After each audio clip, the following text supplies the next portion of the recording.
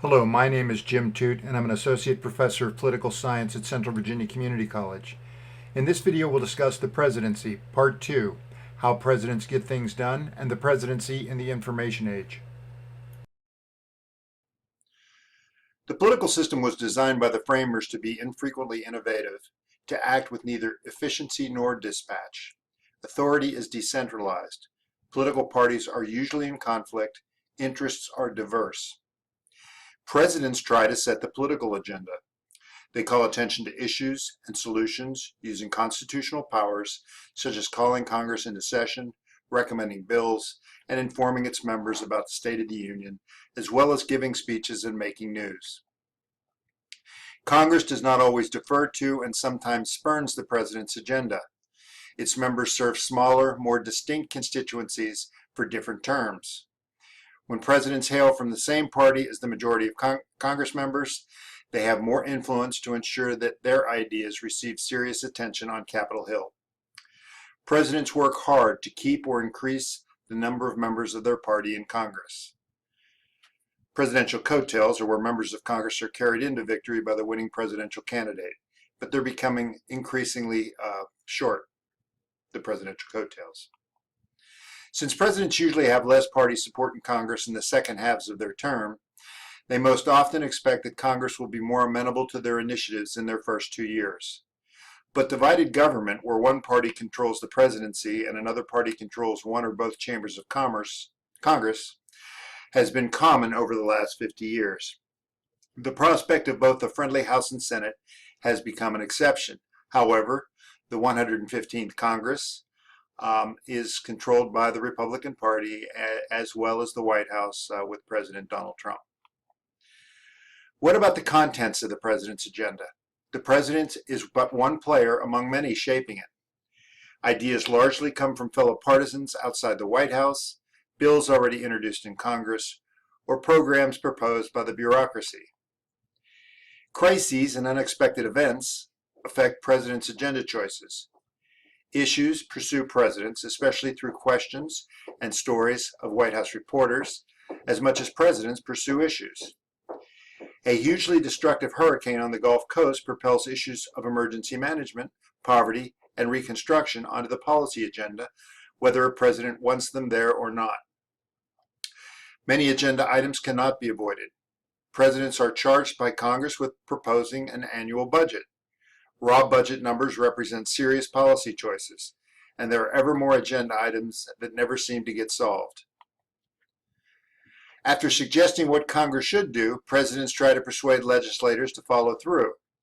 But without a formal role, presidents are outsiders to the legislative process. They cannot introduce bills in Congress and must rely on members to do so. Presidents aim at legislative accomplishments with legislators directly or through their legislative liaison officers, White House staffers assigned to deal with Congress. They convey presidential preferences and pass along members' concerns to the White House. They count votes, line up coalitions, and suggest times for presidents to rally fellow party members, and they try to cut deals. When Congress sends a bill to the White House, the president can return it with objections. This veto, Latin for I forbid, heightens the stakes. Congress can get its way only if it overrides the veto with 2/3 majority in each chamber. Presidents who use the veto can block almost any bill they dislike. Only around 4% of all vetoes have ever been successfully overridden. The veto does have drawbacks. Vetoes alienate members of Congress who work hard crafting a bill, so vetoes are most used as a last resort. The veto is a blunt instrument. It is useless if Congress does not act on the legislation in the first place. Congress can turn the veto against presidents. For example, it can pass a popular bill, especially in an election year, and dare the president to reject it. Veto threats can backfire by giving the impression that the president opposes a popular reform measure because he disapproves of a specific provision in the bill. Unlike governors of most states, the president lacks a line item veto, which allows a chief executive to reject parts of a bill. Congress sought to give the president this power in the late 1990s, but the Supreme Court declared the law unconstitutional. See Clinton versus the City of New York, 524 U.S. 427 from 1998.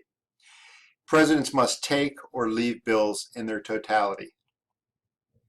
In a signing statement, the President claims the right to ignore or refuse to enforce laws, parts of laws, or provisions of appropriations bills, even though Congress has enacted them and he has signed them into law.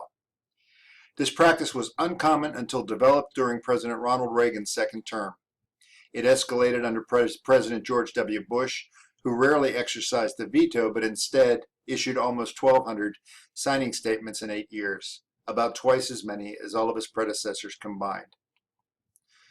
On congressional roll call votes, Congress goes along with about 3/4 of presidential recommendations. The success rate is highest earlier in the term. Can and do presidents lead Congress? Not quite. Most presidential success is determined by Congress's partisan and ideological makeup. Divided government and party polarization on Capitol Hill have made Congress more willing to disagree with the president.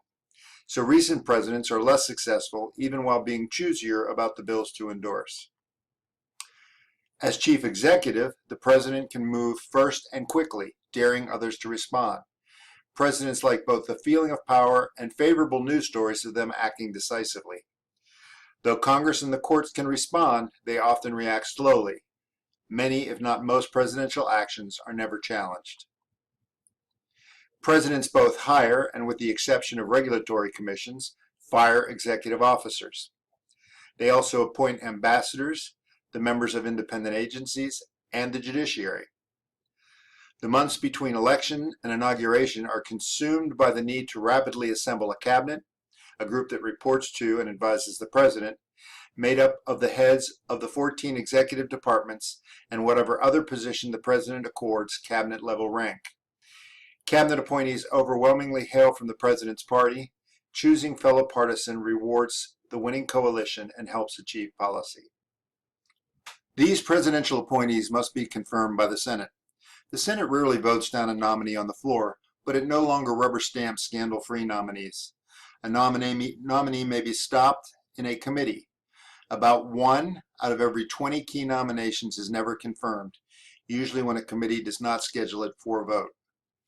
Confirmation hearings are opportunities for senators to quiz nominees about pet projects of interest to their states, to elicit pledges to testify or provide information, and to extract promises of policy action.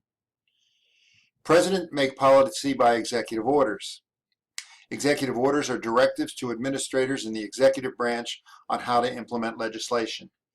Courts treat them as equivalent to laws. Related ways for presidents to try to get things done are by memoranda to cabinet officers, proclamations authorized by legislation, and, usually secret, national security directives. Executive orders are imperfect for presidents. They can be easily overturned by congressional action, or one president can do something with a stroke of the pen, and the next can easily undo it. War powers provide another key avenue for presidents to act unilaterally. After the 9/11 attacks, President Bush's Office of Legal Counsel to the U.S. Department of Justice argued that as Commander-in-Chief, President Bush could do whatever was necessary to protect the American people. Since World War II, presidents have never asked Congress for or received a declaration of war. Instead, they rely on open-ended congressional authorizations to use force, such as for the wars in Vietnam and against terrorism, United Nations resolutions, wars in Korea and the Persian Gulf, North America Treaty Organization actions, peacekeeping operations in the war in former Yugoslavia, and orchestrated requests from tiny international organizations like the Organization of Eastern Caribbean States, the invasion of Grenada. Congress can react against undeclared wars by cutting funds for military interventions. Such efforts are time-consuming and not in place until long after the initial incursion. But congressional action or its threat did prevent military intervention in Southeast Asia during the collapse of South Vietnam in 1975 and sped up the withdrawal of troops from Lebanon in the mid-1980s and Somalia in 1993. Congress's most concerted effort to restrict presidential war powers, the War Powers Act, was passed over Richard Nixon's veto in 1973. It established that presidents must consult with Congress prior to a foreign commitment of troops, must report to Congress within 48 hours of the introduction of armed forces, and must withdraw such troops after 60 days if Congress does not approve. All presidents denounce this legislation, but it gives them the right to commit troops for 60 days with little more than requirements to consult and report, condition presidents often feel free to ignore. This presidential prerogative to commit troops means that Congress often reacts after the fact. Public approval helps the president assure agreement, attract support, and discourage opposition. Presidents with high popularity win more victories in Congress on high-priority bills.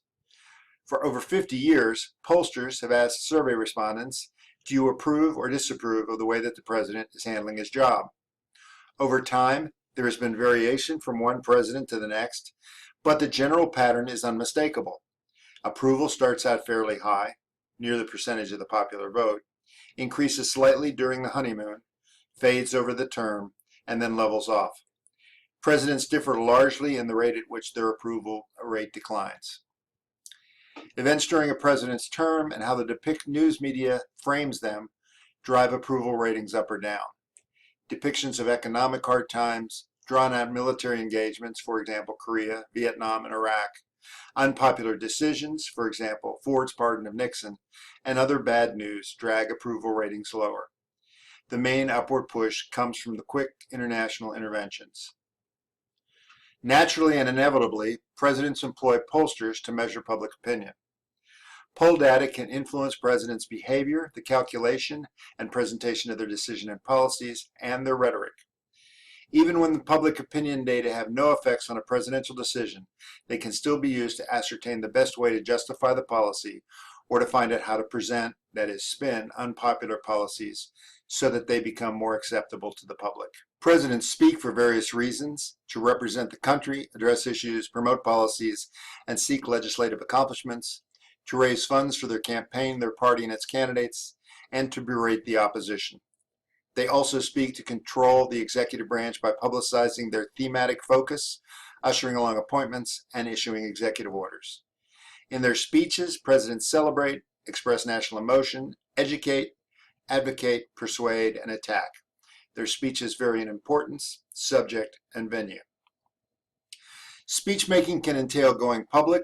Presidents can give a major address to promote public approval of their decisions, to advance their policy objectives and solutions in Congress and the bureaucracy, or to defend themselves against accusations of illegality and immorality.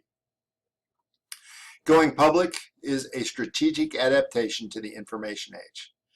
According to a study of presidents' television addresses, they fail to increase public approval of the president and rarely increase public support for the policy action the president advocates. There can, however, be a rare rally phenomenon. The president's approval rating rises during periods of international tension and likely use of American force.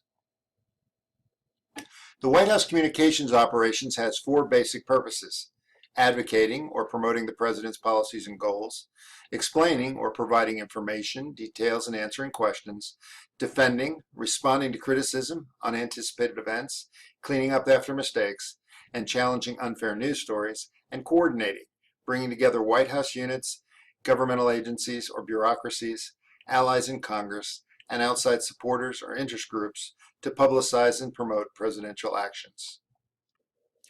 In the best-known form of press conference, the president appears alone, usually before television cameras, to answer questions on the record from the assembled reporters who can ask anything on their minds for a given period of time. Presidents generally hold such press conferences when they need to respond to important issues or mounting criticism, or if they have been accused of avoiding direct questions from the press. Press conferences allow presidents to dominate the news, pay obeisance to or at least acknowledge the importance of a free press, galvanize supporters, and try to placate opponents. Presidents, as much as reporters, control press conferences. The most visible member of the White House publicity apparatus, the key person for reporters, is the presidential press secretary. The press secretary is responsible for creating and disseminating the official record of the president's statements, announcements, reactions, and explanations. The press secretary has three constituencies with different expectations of him: the president, the White House staff, and reporters and their news organizations. The press secretary on the front line is not always the key public relations strategist. A bevy of public relations veterans define a White House priority or storyline, coordinate who said what, and plan public schedules of administration officials. They emphasize a single White House position, woo softer local news, and silence contrary messages in the administration. These tasks are performed by the Office of Communications. In summary, presidents can interact with the media through press conferences, the press secretary, the Office of Communications, manipulation by inundation, and end runs around the White House. The White House Press Corps, in search of dramatic stories, is engaged in ongoing conflict and cooperation with the White House, and it can be difficult for presidents to balance their policy interests with the media's criteria of news and expectations of dramatic action and quick results.